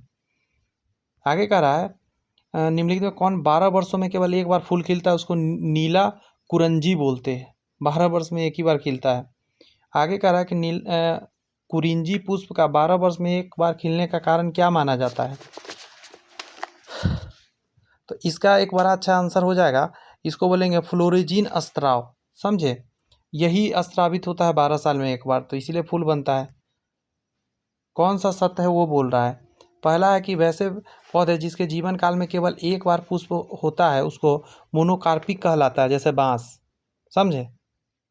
दूसरा कह रहा है बांस मोनोकार्पिक पौधा है, सही है, अपने पूरे जीवन में एक बार सिर्फ फूल लगता है उसमें। यहाँ कह रहा है जलकुंभी यानी वाटर हाइसिंटा को बंगाल का आतंक कहा जाता है, एकदम सही बात है। जलकुंभी ठहरे हुए पानी में उगकर ऑक्सीजन को खींच लेता है, ये एकदम दोनों सही बात है। पानी में तो ऑक्सीजन रहने नहीं देता, मछली सारे जानवर को मार देता है। ये निम्नलिखित में कौन सा भाग द्विगुणित यानी डिप्लॉयड है। बहुत आसान है, डिप्लॉयड में आ जाता है आपका युग्मनज, ठीक है, जाइगोट जिसको बोलते हैं, ये डिप्लॉयड है, ध्यान रखिएगा। परागन भी हैप्लॉयड है, अंडप भी हैप्लॉयड है, नर युग्मक भी हैप्लॉयड है, सब अलग अलग है। लेकिन जैसे ही ये दोनों मिलेगा अंडप और अंडा और नर, तो युग्मक बनाएगा, ये द्विगुणित हो जाएगा, डिप्लॉयड। यहाँ का रहा है अंडाशय, परागकोश, पराग और युग्मनज का निम्न कौन सा भाग अगुणित है। मुझे लगता है ये आराम से बताइएगा। तो पराग अगुणित के अंतर्गत आएगा। अंडा दे देगा वो भी अगुणित में आएगा। एक बीज के अंकुरन के लिए, अंकुरन की बात कर रहा है, तो सर्वाधिक स्थिति बेहतर कौन सा माना जाएगा। कार्बन डाइऑक्साइड गैस का जरूरत तो होता नहीं है, और बीज को मिट्टी का क्या ही ज़रूरत, बात समझे। मिट्टी का ज़रूरत उसको नहीं, उसको पानी चाहिए फूलने के लिए, बीज को उचित तापमान चाहिए होता है और ऑक्सीजन चाहिए होता है। B is the right answer. अच्छा, अंकुरन हेतु प्रायः किसकी आवश्यकता नहीं होती। हवा तो ज़रूरत है एकदम हर हाल में, नमी भी चाहिए खूब मात्रा में, तापमान भी सही होना चाहिए, प्रकाश का उसमें ज़रूरत नहीं होता। जब वो पैदा हो जाएगा, डबल हो जाएगा, थोड़ा सा निकल जाएगा सूट और रूट, तब जाके उसको चाहिए धूपा। निम्नलिखित में से किस वर्ग के पौधे में नर युग्म पाए जाते हैं जिन्हें बीजाणु कहा जाता है। नर युग्म पाया जाता है और बीजाणु कहा जाता है, ये सभी आ जाएंगे, ठीक है। Bryophyta, pteridophyta, Thallophyta, bryophyta, pteridophyta, ये सब जिम्नो के क्रिप्टोगैमस है। ये सारे क्या है, क्रिप्टोगैमस के प्रकार है और सभी में ये होते हैं।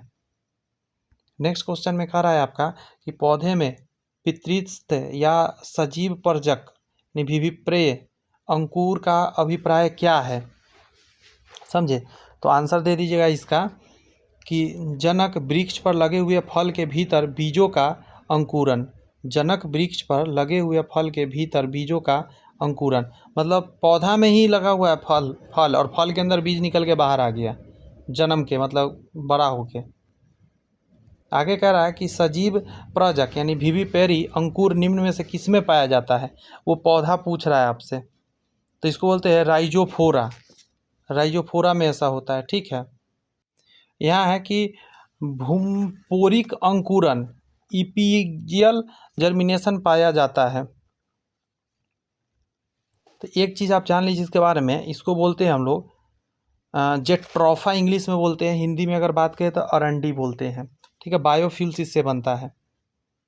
इसका मतलब समझाता हूँ तो तब समझ में आएगा आपको, मुझे पता आपको दिक्कत हुआ होगा। ये ज़मीन है, आपने बीज लगाया, ये बीज क्या होगा पता है? ये ज़मीन से ऊपर आ जाएगा बीज यहाँ पे, और सूट नीचे जाएगा, सॉरी रूट नीचे चला जाएगा, सूट ऊपर। लेकिन अगर यही क्वेश्चन यहाँ पे देखिए, अधोभूमि अंकुरण, मतलब ये ज़मीन है, आपने यहाँ बीज लगाया, ठीक है, तो बीज का नीचे ही आ जाएगा, ऊपर आ जाएगा, मतलब ज़मीन के अंदर ही बीज रहे, समझे? तो ये है नीचे वाला। तो जैसे मक्का हो गया, मक्का का बीज ज़मीन के अंदर ही रह जाता है। लेकिन सेम हो गया, राइजोफोरा हो गया, कद्दू हो गया, ये सब का बीज डालिएगा तो इसका बीज ऊपर निकल के चला आता है। बात समझ में आया? क्लियर है बातें? ऑर्चिड का बीज होते हैं हल्का तथा शुष्क, छोटे तथा चिकने, अधिक बड़े एवं भारी, इनमें से कोई नहीं। हल्का और शुष्क कह सकते हैं ऑर्चिड के बीज। निम्नलिखित में से किस पेड़ को अपनी वृद्धि के लिए सर्वाधिक मात्रा में जल की आवश्यकता होती है? जल बहुत ज़्यादा इसको चाहिए। एक छोटा बच्चा भी कहेगा पढ़ के ऑप्शन में कि यूकलिप्टस आंसर हो जाएगा।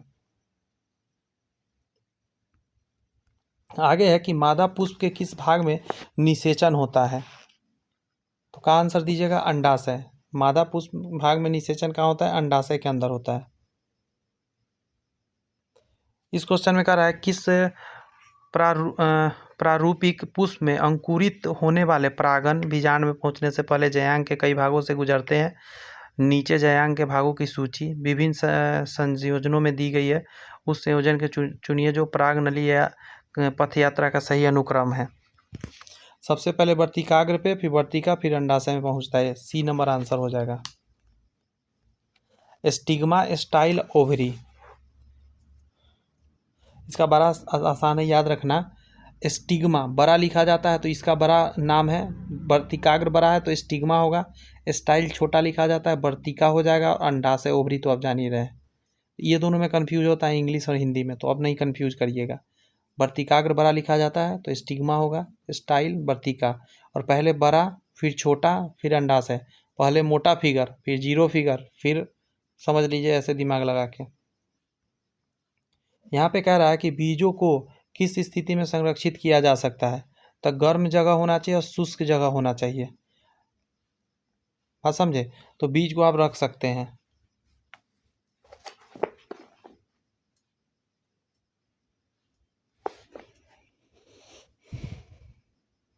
नम तो उसको चाहिए ही नहीं किसी कीमत पर। अलैंगिक प्रजनन का एक प्रकार जिसमें जड़ों, तनों, पत्तियों, कलिका से नए पौधे का उत्पन्न होता है, उसे हम लोग क्या बोलते हैं? अलैंगिक जनन में हो रहा है, इसको बोलते हैं वनस्पतिक प्रजनन या उत्तक संवर्धन बोलते हैं। निम्नलिखित में से कौन सा एक नर जनन अंग नहीं है? टेस्टिस, यहाँ से अब मानव में चालू हो गया, पौधा खत्म हो गया। अब टेस्टिस पुरुष का भाग है, यूरेथ्रा, इपीडिडिमिस, फैलोपियन ट्यूब, तो ये सारे क्या है? पुरुष का भाग है। आंसर इसका हो जाएगा फैलोपियन ट्यूब, क्योंकि ये फीमेल के अंदर होता है। एपिडाइडिमिस जो यहाँ पे लिखा है, एपिडाइडिमिस, ये भी मेल में होता है, यूरेथ्रा भी होता है, टेस्टिस भी होता है। नेक्स्ट है नर जनन तंत्र के भाग नहीं है।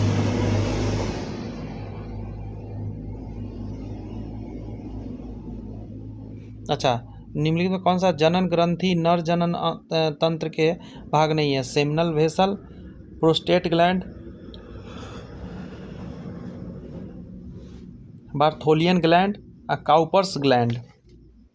बता दीजिए जरा आंसर आप। तो ये जो है बार्थोलियन ग्लैंड, ये फीमेल में होता है, ये पुरुषों में नहीं होता है, लेकिन सीमनल वेसल होता है, प्रोस्टेट ग्लैंड भी होता है और कॉपर्स ग्लैंड भी होता है। ये सभी मेल का पार्ट है। आगे कहा जा रहा है कि नर जनन तंत्र संबंधित जनन ग्रंथि द्वारा स्रावित पदार्थ की प्रकृति कैसी होती है? तो याद रखिएगा क्षारीय होती है, क्योंकि इसका पीएच मान जो होता है ना 7.3 से लेकर 7.4 के करीब होता है आई थिंक। नरजन अंग शुक्र वाहिनी नली की लंबाई कितनी होती है? तो इसका जवाब निकल कर आएगा आपका 25 सेंटीमीटर तकरीबन लंबाई होता है जो नर शुक्र वाहिकी होता है उसका। अब आगे कह रहा है कि नर विरीसन कोष स्थित रहता है उदर गुहा के बाहर, अंदर शरीर में नहीं होता है विरीसन, अंड कोष जो होता है बाहर रहता है। ब्रीसन टेस्टिस का औसत भार कितना होता है? आई थिंक 12 ग्राम होता है ना? जी हाँ, 12 ग्राम होता है। शुक्राणु निर्माण हेतु ब्रीसन कोष का उपयुक्त तापमान कितना होना चाहिए? तो 2-3 डिग्री कम होता है नॉर्मली अगर देखा जाए तो शरीर से।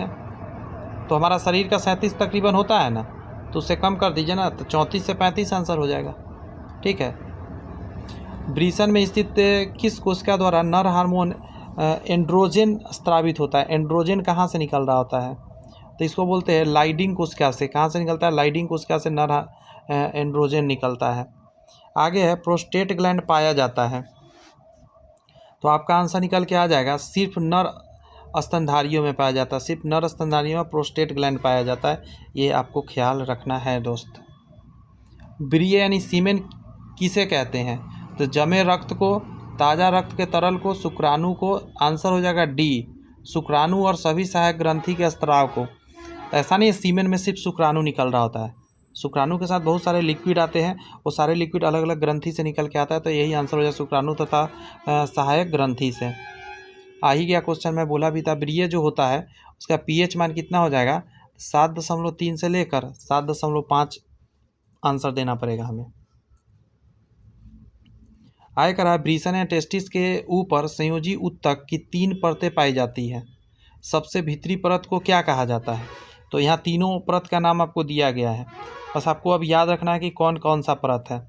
ठीक है, तो ये है आपका 2 नंबर में बीच वाली। तो हमारा क्वेश्चन में पूछा यही था, अच्छा सॉरी ये नहीं पूछा, सबसे भीतरी पूछ रहा था, तो ये है सबसे भीतरी, ये 3 नंबर पे है, तो ये आंसर हो जाएगा आपका, और ये 1 नंबर पे है। तो ट्यूनिसिया वेजिनालिसिस जो है सबसे बाहरी है, ट्यूनिसिया वेजिनालिसिस। 2 में मिलेगा आपको ट्यूनिका एल्बुजेनी, और अंदर में सबसे मिलेगा ट्यूनिका वेसुलोसा। ठीक है, ये 3 परत, 1 2 3 ऐसे करके। चलिए यहाँ का राज सही बताना है। स्क्रोटम सैक का तापमान शरीर के तापमान से 2 से 3 डिग्री कम होता है, सही बात है। स्क्रोटम का तापमान शरीर के तापमान से 2-3 डिग्री अधिक होता है, नहीं कम होता है, ये सही है। ए नंबर, बी गलत है। यहाँ पे है आपका कि सर्टोली कोशिका कहाँ पाई जाती है? तो कहिएगा ये ब्रीसन में पाया जाता है, टेस्टिस में। एक वयस्क नर में प्रतिदिन लगभग कितने शुक्राणु कोशिका निर्माण होते हैं? प्रतिदिन होते हैं, ये ध्यान रखने वाली है। 10 के पावर 12 से 10 के पावर 13 शुक्राणु बनते हैं प्रतिदिन। नेक्स्ट है आपका कि एक्रोसोम निम्नलिखित में से किसका भाग है? तो आप कहिएगा मानव शुक्राणु का सिर का टोपीनुमा भाग। शुक्राणु का पिक्चर देखे हैं, ऐसा कुछ भाग होता है, ये आगे वाला टोपी वाला जो भाग है ना, ये उसका उसी का ये है शुक्राणु, जो बोलते हैं मेल गैमीट जिसको आप कह सकते हैं एक तरह से।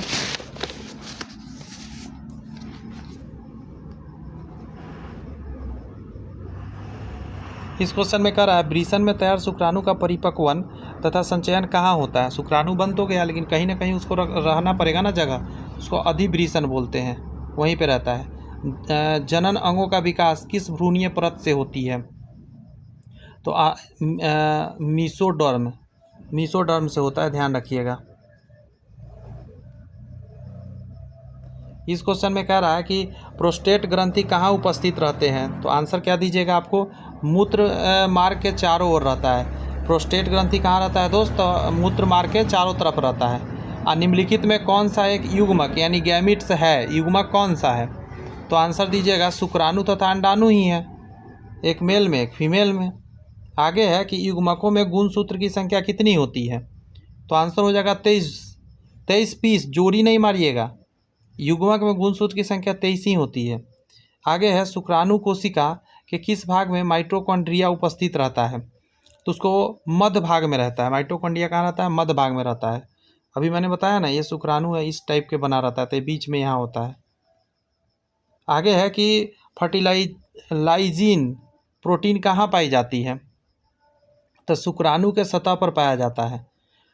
अगला प्रश्न है आपका, निम्नलिखित में से कौन सा एक कथन सही नहीं है, कौन सा सही नहीं है, तो आंसर हो जाएगा जनन अंगों में युग्मकों के निर्माण प्रक्रिया को शुक्राणु जनन कहते हैं। फिर से सुनिए, निम्नलिखित में कौन सा एक कथन सही नहीं है, तो जनन अंगों में युग्मकों के निर्माण प्रक्रिया को शुक्राणु जनन कहते हैं, ये गलत है। अगला सही है, शुक्राणु को नर युग्मक कहा जाता है, सही है। अंडाणु को मादा युग्मक कहा जाता है, ये भी सही बात है। लेकिन ये जो है शुक्राणु जनन नहीं कहते हैं।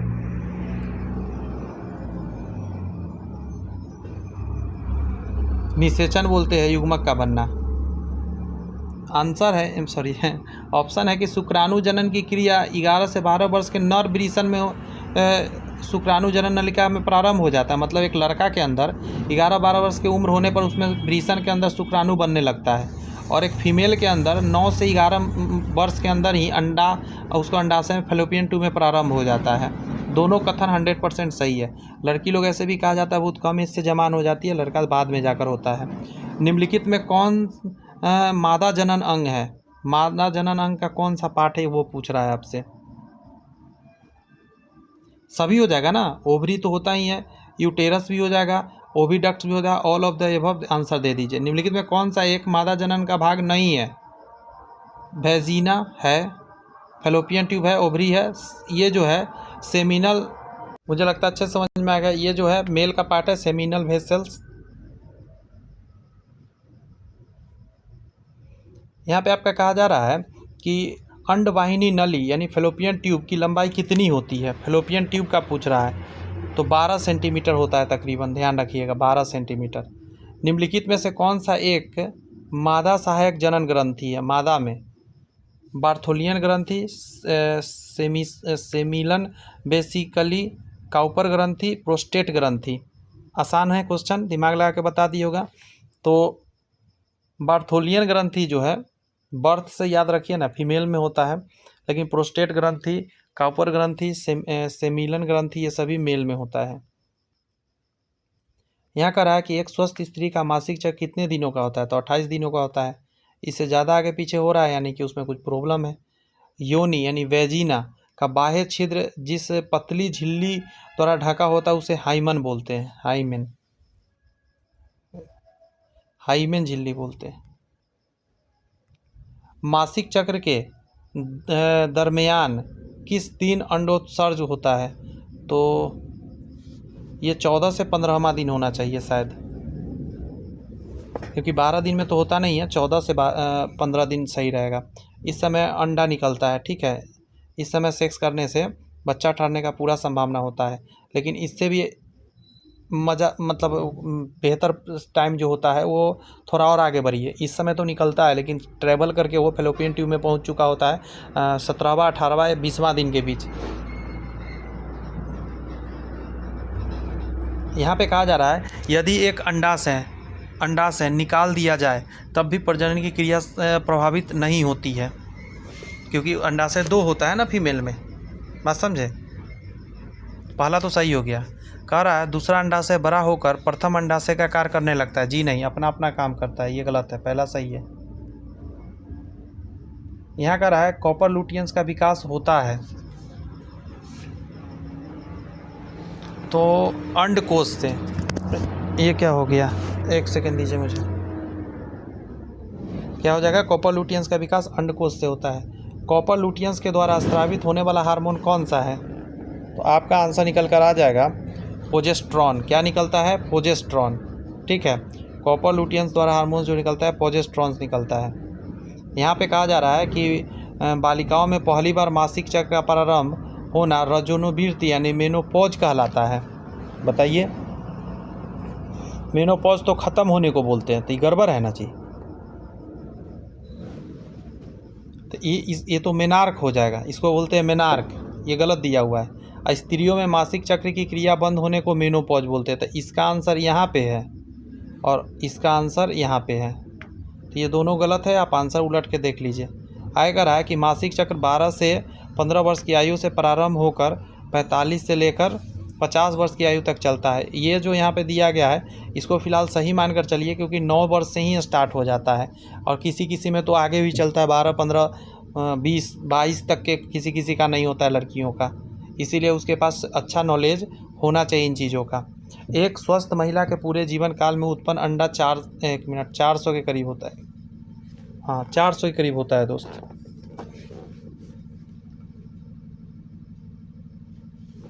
यहाँ पे है कि शुक्राणु तथा अंडाणु का संयोजन क्या कहलाता है? निषेचन कहलाता है। अगर ये दोनों मिल जाए तो निषेचित हो जाना कहते हैं, है या नहीं। यहाँ पे है आपका कि मानव एवं अन्य स्तनधारियों में निषेचन की क्रिया संपन्न होती है फैलोपियन नली में जाकर। कह रहा है नर युग्मक तथा मादा युग्मक के संयोजन से बनता है युग्मनज। भ्रूण की 16 कोशिका वाले अवस्था को क्या कहते हैं? एम्ब्रॉय की 16 कोशिका वाले अवस्था को हम लोग जानते हैं मोरूला के नाम से। क्या जानते हैं दोस्त? मोरूला। निषेचन के कितने समय बाद भ्रूण का गर्भाशय में प्रत्यारोपण होता है? तो अप्रोक्सली इसको टाइम जो लग जाता है दोस्त 1 सप्ताह का लग जाता है, ठीक है। 1 सप्ताह का तकरीबन टाइम लग जाता है इसको गर्भाशय में आके स्टेबल होने में। गर्भ यानी फोएटस के सबसे बाहरी झिल्ली को क्या कहते हैं हम लोग? तो जरायु बोलते हैं। फोएटस के जिसके अंदर बच्चा रहता है उसके चारों तरफ जो झिल्ली रहता है उसे जरायु यानी क्रायोन बोलते हैं। नेक्स्ट है मनुष्य में अपारा यानी प्लेसेंटा का निर्माण कब होता है? तो आंसर दीजिएगा भ्रूण रोपण के 4 सप्ताह के बाद। 4 सप्ताह यानी 1 महीना के बाद प्लेसेंटा का निर्माण होने लगता है। कह रहा है भ्रूण के विकास के लिए निम्नलिखित में से किस अंग के द्वारा खाद्य की पूर्ति की जाती है? तो 174 का आंसर हो जाएगा प्लेसेंटा। क्या हो जाएगा? प्लेसेंटा। यही खाद्य का पूर्ति करता है। गर्भाशय में मानव भ्रूण किस द्रव में तैरता रहता है? एक द्रव है ना जिसके अंदर तैरते रहता है, उसको हम लोग बोलते हैं एमनियोटिक फ्लूइड। क्या बोला जाता है दोस्त? एमनियोटिक फ्लूइड के नाम से हम लोग जानते हैं। यहाँ पे कह रहा है कि मानव गर्भ प्लेसेंटा से एक मजबूत डोरी समान संरचना से जुड़ी रहती है, उसको हम लोग किस नाम से जानते हैं? तो ये तो नाम से ही पकड़ रहे होंगे, नाभि रज्जु बोलते हैं, ठीक है। मानव में गर्भावस्था कितने दिनों की होती है? 9 महीना 10 दिन का होता है। सी इज़ द राइट आंसर। यहाँ कहा जा रहा है कि अंडा ओवा निषेचित होने के तुरंत बाद किस कोशिका विभाजन की प्रक्रिया के फलस्वरूप एक बहुकोशिकीय जीव को जन्म दे देता है? ये तो मैं पहले क्वेश्चन कर रहा था उस समय ही हिंट्स दिया था, समझे। अंडा जो है निषेचित होने के तुरंत बाद किस कोशिका विभाजन की प्रक्रिया के फलस्वरूप एक बहुकोशिकीय जीव को जन्म दे देती है? आंसर क्या जाएगा इसका? समसूत्री आंसर हो जाएगा, ठीक है। समसूत्री के बाद ऐसा होता है। यहाँ पे कहा जा रहा है कि निम्नलिखित पर विचार करिए। पहला कह रहा है शुक्राणु फैलोपियन नली में 12 घंटे तक जीवित रहता है, सही बात है। और अंडाणु फैलोपियन नली में 36 घंटे तक जीवित रहता है, ये बात भी सही है। मतलब मान के चलिए कोई फीमेल में 15 तारीख को अंडा निकला है, फैलोपियन नली के अंदर अंडा आ गया है। अब यहाँ पे ये अंडा 3 दिन तक रहेगा, 15 को, 16 को, 17 को, 3 दिन तक रहा। चौथा दिन ये ख़त्म हो जाए। कभी कभी चौथा दिन भी रह सकता है, लेकिन अप्रॉक्सिमेटली 36 माना जाता है। तो 3 दिन के अंदर अगर सेक्स हो पाया तो माँ बन पाएगी, अन्यथा फिर नॉर्मल सेक्स रहेगा, माँ नहीं बन पाएगी वो, क्योंकि अंडा डेड कर चुका होता है। लेकिन यही नहीं समझ में आता है कि एग्जैक्ट इसका टाइम होता नहीं है। ये 12 तारीख को भी हो सकता है, इसे ज़्यादातर संभावना 14, 15, 16, 17, 18, 19, 20, 21 तक जाता है, ठीक है, हो सकता है। आगे कह रहा है कि प्रत्येक मासिक चक्र के दौरान कितने अंडाणु उत्सर्जित होते हैं? तो 1 मासिक चक्र में 1। कह रहा है निम्नलिखित में से कौन सा द्विगुणित, यहाँ पे हैप्लॉइड काट के डिप्लॉइड कर लीजिए, द्विगुणित संरचना है? तो युग्मनज का हो जाएगा, युग्मनज द्विगुणित है, और शुक्राणु हो गया, अंडा, परागन, ये सभी हैप्लॉइड है, अगुणित है। मनुष्य में गर्भ का लिंग निर्धारण होता है निषेचन के समय, निषेचन के 1 सप्ताह बाद, जब गर्भ समय होता है, नहीं निषेचन के समय ही, जब निषेचित तो उसी समय मेल है या फीमेल पता चल जाता है। आगे कह रहा है कि मानव भ्रूण 3 जनन स्तरों यानी जर्मिनेशनल लेयर का निर्माण करता है, तो उस लेयर का नाम क्या है? तो इसका नाम है, जानते हैं, इंडोडर्म हो जाएगा, मीसोडर्म हो जाएगा, एक्टोडर्म हो जाएगा। इंडोडर्म, मीसोडर्म, तब इक्टोडर्म हो जाएगा, ध्यान रखना है इसको। यहाँ पे कहा जा रहा है आपका कि भ्रूण के किस जनन स्तर से तंत्रिका तंत्र का विकास होता है, यानी कि मस्तिष्क मेरुरज्जु का विकास होता है। तो 184 का आंसर हो जाएगा एक्टोडर्म से। ठीक है, ध्यान रखने वाली बात है। यहाँ पे कहा जा रहा है कि बाहर में गाड़ियाँ बहुत आवाज़ कर रही है, कोई नहीं, क्लास कितना देर रुके, चलिए देखते हैं। कह रहा है स्टेम सेल का विकास किस जनन स्तर में होता है। ठीक है, तो आपका जवाब निकल कर आ जाएगा कि मेसोडर्म। क्या आंसर आएगा? मेसोडर्म। संतान उत्पत्ति यानी प्रसव की प्रक्रिया का क्या नाम है? तो इसको हम लोग बोलते हैं पास्चुरिजन। क्या बोलते हैं? पाचुरिजन, ध्यान रखिएगा। आगे आपका कहा जा रहा है मनुष्य में निषेचन कब होता है? तो मासिक चक्र के पहले दिन, मासिक चक्र के 16 से 18 दिन सबसे अच्छा रहेगा। मासिक चक्र का भी बताया था मैं। मनुष्य में गर्भाधान काल कितना होता है, कितने सप्ताह तक चलता है? तो 36 सप्ताह होता है, ध्यान रखिएगा, सप्ताह में 36, 12 तिया 36, समझ गए? देखिए, ऐसे तो 36 सप्ताह याद रखना आपको थोड़ा सा पड़ेगा ही पड़ेगा, नहीं याद रखिए कैसे काम चलेगा। पहले तो देखिए 36 को आप 30 और 6 में बांट लीजिए और 7 से गुना कर लीजिए दोनों में, तो 42 दिन इधर आ गया और 7 या 21 210 दिन इधर आ गया। बात समझ में आ रही है? जब जोड़िएगा तो टोटल आ जाएगा कितना? 252 डे आ जाएगा, तो तकरीबन 9 महीना होने जाएगा 10 दिन, ऐसे करके याद रखिएगा। 36 सप्ताह याद रखिए ना। किस स्थिति में कॉपर्स लुटियम प्रक्रिया सक्रिय रहकर हार्मोन प्रोजेस्टेरोन तथा रिलैक्सेशन स्रावित कर देता है? तो आंसर क्या दीजिएगा? अंडाणु के निषेचन के बाद ये काम होता है। यहाँ पे है कि शुक्रवाहिका यानी भास डिफरेंटिया मूत्राशय से आने वाली नली के साथ जुड़कर एक सामान्य मार्ग बनाता है, जिसे क्या कहा जाता है? इसको मूत्र मार्ग बोलते हैं हम लोग। शुक्राणु अस्थायी रूप से कहाँ रखा जाता है? अस्थायी रूप से रखा हुआ है, तो इसको बोलते हैं अधिवृषण में। ये नेक्स्ट क्वेश्चन में है आपका कि पुरुषों का वृषण कोष शरीर के बाहर क्या होता है? तो आंसर क्या दीजिएगा? आंसर बी दे दीजिए, शुक्राणु निर्माण के लिए। शुक्राणु निर्माण के लिए सामान्य शरीर के तापमान के तुलना में कम होने की वजह से इसको शरीर के बाहर रखा जाता है कि नहीं है? यहाँ का रहा भ्रूण की अप्रापोषित यानी प्लेसेंटा किसमें सहायक होते हैं? तो ये श्वसन, संरक्षण, उत्सर्जन, पाचन। तो इसका उत्सर्जन आंसर दे दीजिए।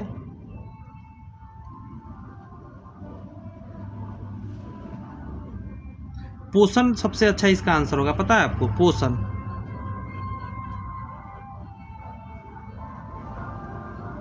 समझे? पोषण राइट रहेगा। लेकिन अगर ऑप्शन के हिसाब से देखिएगा ना तो संरक्षण यहाँ चला जाएगा सही। संरक्षण ही तो कर रहा होता ना ये प्लेसेंटा, है कि नहीं है?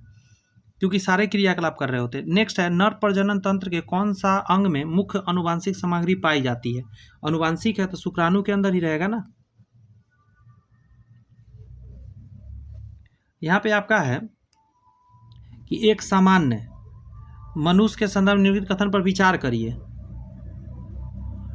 तो आंसर डी दे दीजिए इसमें कि शुक्राणुओं का परिपक्वन और उसकी गतिशीलता।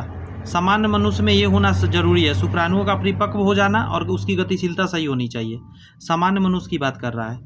जैसे में कह रहे शुक्राणु जनन और शुक्राणु की परिपक्वता, तो इसमें गतिशीलता की बात नहीं किया है, इसमें गतिशीलता का बात किया है लेकिन परिपक्वन की बात नहीं किया है, तो ये सारे इसीलिए आंसर नहीं होगा। आगे है आपका कि मानव भ्रूण का हृदय कब स्पंदन करने लगता है? मतलब हार्ट बीट चलने लगता है, 5वां सप्ताह में करता है ये। बच्चा का, तो अपने परिवर्धन के छठे सप्ताह में, छठा सप्ताह लिख रहा है लेकिन ये तो मुझे लगता है 5वां सप्ताह सही हो जाएगा। नेक्स्ट है कि पुरुष में क्या चीज़ में, पुरुष में लीडिंग कोशिकाएं टेस्टोस्टेरोन को रुधिर में स्रावित करती है, ये तो सही है। स्त्रियों में कॉपर्स लुटियन की कोशिका एस्ट्रोजन स्रावित करता है, तो ये गलत है। वो प्रोजेस्टेरोन स्रावित करता है, एस्ट्रोजन नहीं, प्रोजेस्टेरोन। ये भी सही है कि निषेचित अंडाणु गर्भाशय की दीवार में ब्लास्टोसिस अवस्था में अध्यारोपित हो जाती है। अंडरस्टैंड, ये भी सही बात है। यहाँ पे कहा जा रहा है कि नवजात शिशु की 3 माह तक की आयु के अध्ययन को क्या नाम से जानते हैं? इसको बोलते हैं नियोनेटोलॉजी, नियोनेटोलॉजी के नाम से जानते हैं। मासिक चक्र के आरंभ में स्रावित होने वाले हार्मोन क्या होता है? तो FSH होता है, इसको बोलते हैं एस्ट्रोजन और प्रोजेस्टेरोन दोनों निकलता है, तीनों। यहाँ पे है कि निम्नलिखित में से कौन एक अल्पकालिक अंतःस्रावी ग्रंथियाँ कार्य करती है? तो आंसर दीजिएगा कॉपर्स ब्यूटियम, लेकिन ब्यूटियम कहना सही नहीं है, ल्यूटियम के, कॉपर ल्यूटियम होता है ये। नेक्स्ट है मुख के द्वारा मादा फीमेल द्वारा लिया गया गर्भ निरोधक गोलियां निम्नलिखित में से किस प्रक्रिया को संगर्भता से निजात दिलाती है? मतलब प्रेगनेंसी से बचाता है। तो वो क्या कर रहा होता है? वो कर रहा होता है अंडोत्सर्ग, यानी ओव्यूलेशन कर देता है, अंडा को मारकर। यहाँ पे है कॉपर टी रोकता है भ्रूण रोपण को, अंडोत्सर्ग को, अंड निषेचन को। तो अंड निषेचन को रोकता है वो। आगे कहा जा रहा है कि निम्नलिखित कथन पर विचार करिए। प्रकनली शिशु टेस्ट ट्यूब बेबी का निषेचन बाहें होता है जबकि विकास आंतरिक होता है। ये भी सही बात है, बाहर में जाइगोट बना के अंदर शरीर में डाला जाता है उस महिला का जिसका कि फैलोपियन ट्यूब जाम पड़ा हुआ है, इसीलिए। बाह्य निषेचन को इस इन विट्रो निषेचन भी कहते, ये भी सही बात है, इन विट्रो निषेचन भी बोलते, IVF। विश्व के प्रथम प्रकनली शिशु का नाम लुइस था और इंडिया में पूछा जाए तो इंदिरा हो जाएगा, इंडिया का पूछे तो इंदिरा डालिएगा। गर्भाशय में मानव भ्रूण किस द्रव में तैरते रहता है? तो उस द्रव का जो नाम है उसको बोलते हैं एमनियोटिक द्रव, ऑप्शन नंबर A। गर्भावस्था के अधिकतम कितने महीने तक गर्भपात सुरक्षित माना जाता है? तो अप्रॉक्सीमेटली 3 महीना माना जाता है। यहाँ पे है कि गर्भावस्था के 3 महीने तक गर्भपात सुरक्षित है, ये सही बात है। 6 महीने पूरा हो जाने पर गर्भपात कराना माता और शिशु दोनों के लिए बहुत खतरनाक है, दोनों सही पॉइंट लिखा गया है। यहाँ पे है कि नर नसबंदी को क्या कहते हैं? नर नसबंदी को हम लोग बोलते हैं वैक्सेक्टोमी, वैक्सेक्टोमी बोलते हैं। नेक्स्ट है कि ये है मादा वाला ट्यूबेक्टोमी, यहाँ पे आ भी गया मादा नसबंदी तो ट्यूबेक्टोमी कहा जाता है उसको। यहाँ पे है आपका कि गर्भ में विकसित हो रहे भ्रूण के लिंग अनुवांशिक विकृति की जांच की विधि का क्या नाम है? बच्चा का पता करना, उसको हम लोग बोलते हैं एमनियोसेंटोसिस। नेक्स्ट है निम्नलिखित पर विचार करिए। नर नसबंदी में नर के शुक्र वाहिका को काटकर धागे से बांध दिया जाता है, तो शुक्र वाहिका काटा जाता है, ये सही बात है। और आगे कह रहा है कि मादा नसबंदी में मादा के फैलोपियन नलिका को काटा जाता है, ये भी सही बात है। दोनों पॉइंट सही थे इसके दोस्त। STD जिसको बोलते हैं सेक्सुअल ट्रांसमिटेड डिजीज की जांच किस विधि द्वारा किया जाता है? तो ये सारे विधि इसी के लिए बना है, DNA हाइब्रिडाइजेशन, PCR और ELISA जांच, सभी से जो है STD बीमारी पता चलता है। निम्नलिखित में से किस में जनसंख्या नियंत्रण की कोई युक्ति महिलाओं के द्वारा उपयोग नहीं किया जाता? तो निरोध जो होता है ये कॉन्डम होता है, और कॉन्डम जो यूज किया जाता है वो पुरुषों द्वारा किया जाता है, फीमेल द्वारा नहीं। आजकल तो फीमेल कॉन्डम भी आने लगा है मार्केट में। निम्नलिखित में सही कथन का विचार करिए। तो यहाँ आंसर हो जाएगा C कि सहेली नामक गर्भ निरोधक गोली स्टेरॉयड प्रकृति का होता है जिसका दुष्प्रभाव शरीर पर अधिक पड़ता है, और कुछ ना कुछ इसका हानि देखने को मिलता है महिलाओं में बीमारी। कह रहा है अंडे उत्पन्न करने वाली जीव विविप्रोस कहलाती है, इसमें प्लेसेंटा का निर्माण नहीं होता है। आगे कह रहा है बच्चे उत्पन्न करने वाली जीव को ओविपेरियस कहते हैं, इसमें प्लेसेंटा का निर्माण होता है। तो ये उल्टा दिया गया है, ये भी गलत है, ये भी गलत है इसका। और लास्ट क्वेश्चन में कह रहा है आपका कि भारत में परिवार नियोजन कार्यक्रम का शुरुआत कब हुआ था? तो आंसर इसका दीजिए 1951 में ही हो गया था। समझे? आज का क्लास दोस्त इतना ही रहेगा। चैनल सब्सक्राइब करके बेल आइकन प्रेस कर लीजिए ताकि मैं आगे का जो आने वाला चैप्टर है ये भी अच्छे से पढ़ा सकूँ, स्केलेटन सिस्टम और ह्यूमन बॉडी, और आप तक पहुँच सके वीडियोज़। तो all the best, Baba, thank you.